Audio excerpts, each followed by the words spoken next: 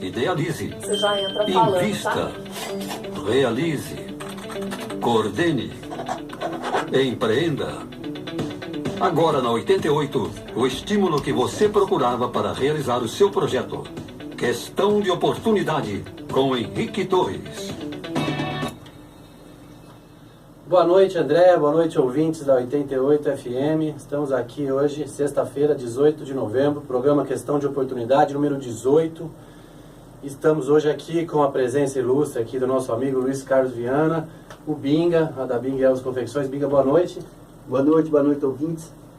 Queria te agradecer a sua presença aqui, né, pra gente poder bater um papo legal, contar um pouco da história, sua história de empreendedorismo. Hoje a gente tinha feito um convite também que via aqui o irmão do Binga, o seu Paulo Viana, né, sócio dele lá no empreendimento da Binga Elvis. O seu Paulo tem um problema de saúde, está com a voz meio atordoada, então ele não pôde estar presente. Senhor Paulo, o convite continua, assim que o senhor estiver melhor, a gente está esperando você aqui para a gente bater um papo e contar um pouco, né, a outra parte, a outra versão da história. Até bom que a gente tem dois programas para poder... Porque aí cada um pode dar a sua história, né, e contar também o seu ponto de vista. Esse negócio de dois irmãos na mesma sala, um conta uma coisa, pode dar briga, né? É verdade.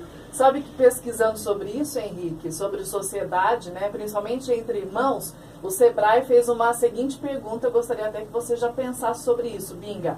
Para ter certeza na pessoa com quem se tornar um sócio, responda a pergunta: eu daria a volta ao mundo com esta pessoa dentro de um submarino? Olha.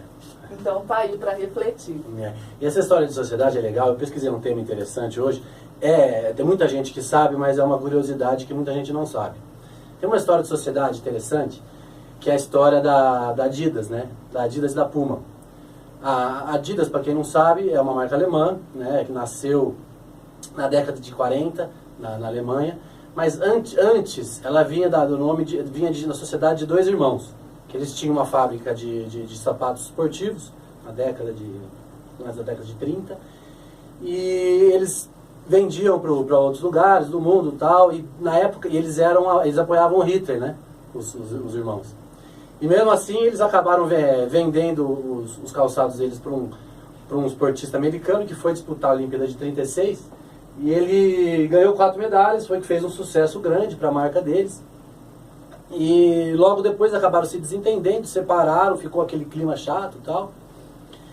E aconteceu uma história interessante, que logo no meio da guerra, quando teve um bombardeio americano, dos aliados lá na Alemanha, os irmãos já estavam meio brigados, e eles acabaram se escondendo junto no bombardeio. E acabou, essa história que diz aí na internet, eu não sei se é verdade, mas diz a lenda, que uma das esposas acabou falando, e aí os bastardos voltaram, né? Mas ela estava querendo, diz ela que estava se referindo aos aliados, né? Que os seus bastardos, já que estava naquela época de nazismo. E a outra esposa que veio para se esconder junto, entendeu que bastardos seriam elas. Então isso aí foi o que impulsionou a briga dos dois. E a partir daí eles se separaram, ficou aquele clima chato há alguns anos, e os irmãos se entenderam que tinham que separar as empresas. Então eles separaram as empresas, criou a Adidas, que vem do nome dele, o nome dele era Adolf, alguma coisa, Dassler, daí juntou, ficou Adidas, e o outro criou uma outra marca, eu não esqueci o nome agora, que mais pra frente se tornou a marca Puma, porque ele tinha uma ideia que o Puma soava mais esportivo.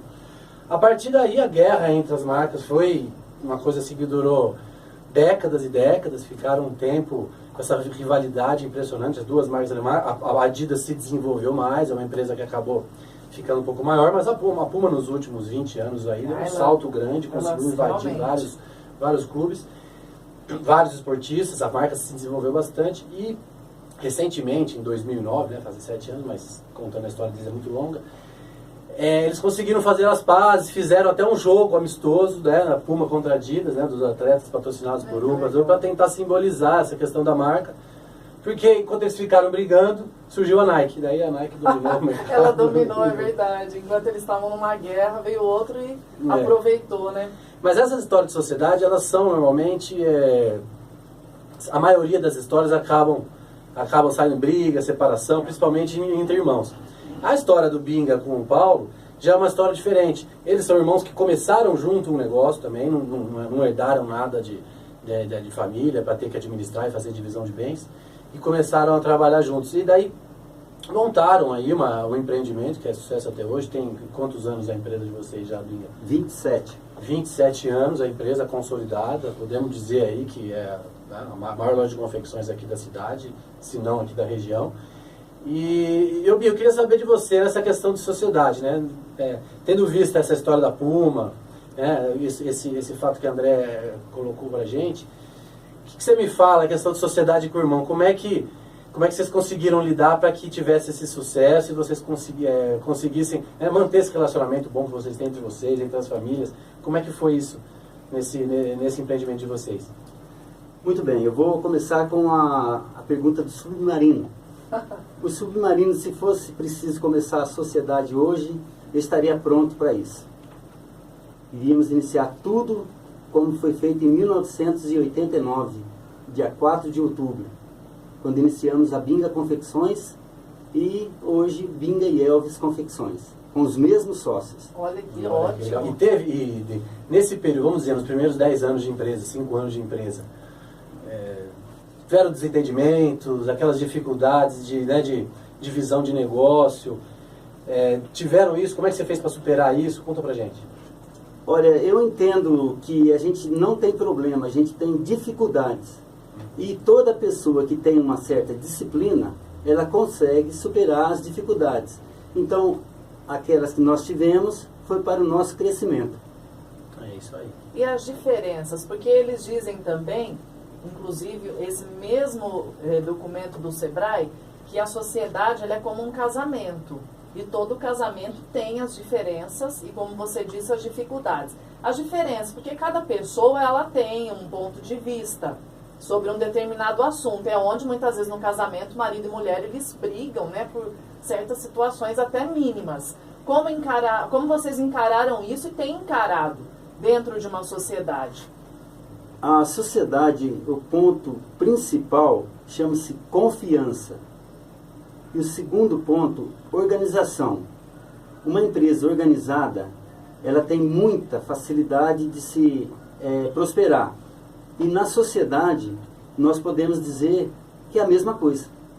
Tudo tem que ser resolvido. Nada pode ser deixado para trás. Tem que ter um diálogo constante, né? Como no casamento, teve uma briga, uma coisinha que chateou, já tem que colocar isso em pratos limpos para todo mundo já sair bem daquela situação e resolvê-la. Sabe, em momentos difíceis eu costumo dizer assim, quando tem alguma pessoa mais alterada, a gente ouve. Quando está tudo normal, você conversa. Olha que legal. Lições de vida, hein? Lições de vida, você viu? E é interessante, nesse começo, como é que vocês dividiam as tarefas, Binga? Vocês começaram juntos, vocês faziam tudo juntos, vocês já no começo já começaram, bom, o Paulo, você tem mais noção disso, vai para esse lado, eu tenho mais noção disso, vou para aquele lado. Como é que foi esse início de sociedade de vocês? Isso lá em 1989, quando a gente decidiu, realmente seria uma sociedade entre Paulo e Binga. Mas como, graças ao bom Deus, um bom casamento, as esposas são os nossos esteios, graças a Deus, a gente conseguiu direcionar um pouquinho o trabalho para cada pessoa. E isso, quando a empresa era bem pequena, tornou-se um hábito agir dessa forma. Então hoje, com mais funcionários, a gente consegue administrar com bastante clareza e bastante determinação. E logo no começo, quando vocês formaram, já estavam casados já então? Eu me casei 1 ano depois da sociedade. E o Paulo já era casado. Então a família também ajudou a coordenar e administrar desde o início. Sim, a Eliette, esposa do Paulo, tinha o trabalho dela, extra loja, assim como a minha esposa, a Suzy, também tinha o seu trabalho. E quem é mais empreendedor? Analisando você e o seu irmão, tem uma cabeça mais empreendedora entre vocês? Eu costumo dizer que o Paulo tem coragem. Eu tenho mais o pé no chão. Entendi. Assim, então são bem então a gente soma e tenta colocar num nível que realmente a gente consiga tirar proveito daquela situação. Sim, ele consegue avançar né, na criatividade, de repente, ter ideias, né, essa coragem, como você diz, deve ser mais ou menos isso.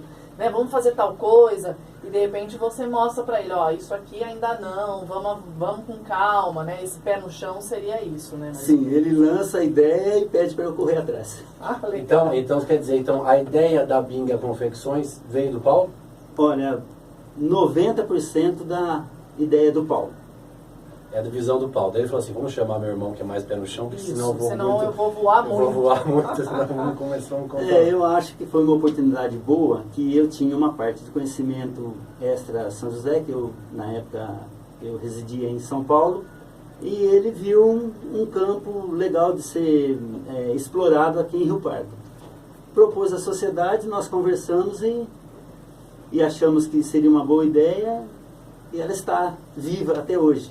Na época que vocês formaram essa sociedade, os dois investiram igualmente ou de repente um foi um sócio capitalista, o outro que resolveu administrar mais, né, dividiu isso? Vocês investiram igual ou não?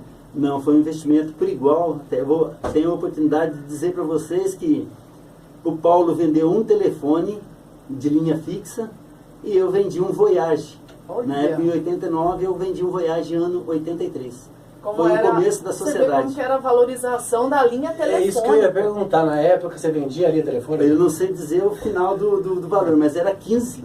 O que? Eu não sei, 1.000, milhões, eu não E sei. hoje não vale nada, né? Mas se você for considerar no valor de hoje, seria um valor aproximado aí de 80, 90 mil para começar a sociedade, que foi iniciada lá na Praça Barão do Rio Branco, lá no Mercado Municipal. Mas, Uma loja de 30 metros quadrados. A linha telefônica, ela era comercializada nesse valor antigamente, mas era uma linha, um número muito famoso, alguma coisa do tipo? Não. Era Era uma uma linha linha comum. telefônica. Para se ter uma ideia, para eu falar de São Paulo para São José, eu tinha que marcar a hora, de tão difícil que era o telefone. Então quem Nessa tinha uma linha década de 80, telefônica era um investimento, era um super investimento. Como comprar uma casa, por exemplo. Hoje ela valeria aí em torno de 45 mil reais. Nossa senhora. Hoje você compra Viu um como as chip de coisas celular por 20. evoluem? Né? Exatamente. Você pode levar para tudo cada canto aí. Ô Binha, deixa eu te falar uma coisa. A gente vai dar uma paradinha agora, vamos botar uma música comercial. E daí no segundo bloco eu queria que você contasse pra gente a tua história de empreendedorismo, como é que você começou lá atrás, desde pequeno, Fazer uma viagem. quais foram as dificuldades que você enfrentou para chegar onde vocês estão hoje, né? Já com esses pensamentos aí de união, de confiança, de organização, porque eu tenho certeza que foi isso que levou vocês para o sucesso que vocês estão hoje. Então, vamos rapidinho no comercial, um pouquinho de música, daqui a pouco a gente volta.